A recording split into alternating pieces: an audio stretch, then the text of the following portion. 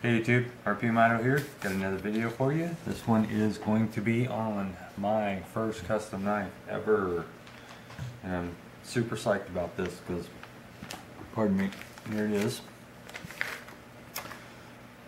We have a knife maker in town, and thanks to the Water Ninja, my son, he is friends with his son. We've known him a long time, ever since my son's been in school. They hang out together. His dad is one of the premier knife makers in at least the area we live in Idaho and Wyoming. And I've always never approached him about a knife before because one, they're too expensive. Two, the styles he does I'm not crazy about. He does the antler stuff, and it's just not the type of knife I'm into.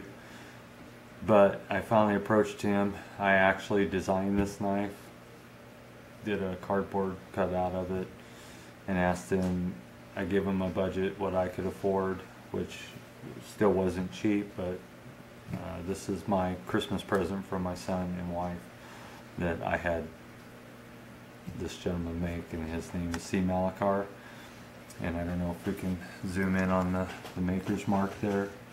It says Maker C. Malachar, Victor, Idaho.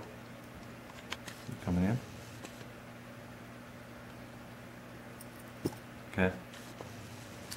So anyway, this is my first custom knife, designed by me, made by him. It is D2 carbon steel, D2 tooled steel. The blade length, thickness is 3/16, so this is a heavy knife. Nice, solid, thick knife. It has OD green micarta handles, and this stuff looks so nice after it's worn and smoothed by time. He has a couple knives that are he's had a while, and this just looks fantastic. And I'll do a little cut test here.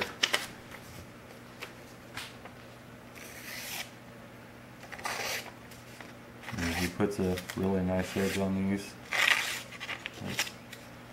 Needs a strop, but that was a fail. That's all me, guys. There we go. So, I mean, it cuts really, really nice. And the reason I picked this design is I want to use this for an woods knife, so I can baton with this. The swedge on the top is actually sharpened, so I don't know if we can get that on video there. You can see that. That's the swedge is actually cutting that paper.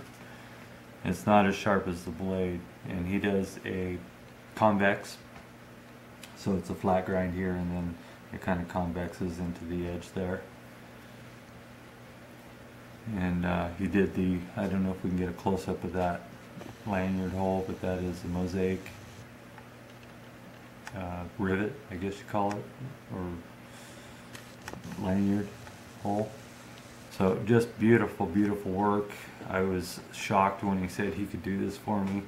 I mean, there is this isn't the best he could do, but for what I could afford, this is the best he could do for what I could afford. And I am not complaining about this knife at all. It is beautiful. It's exactly the shape I wanted. What I gave him a little bit of freedom, because this swedge I really wasn't anticipating being sharpened.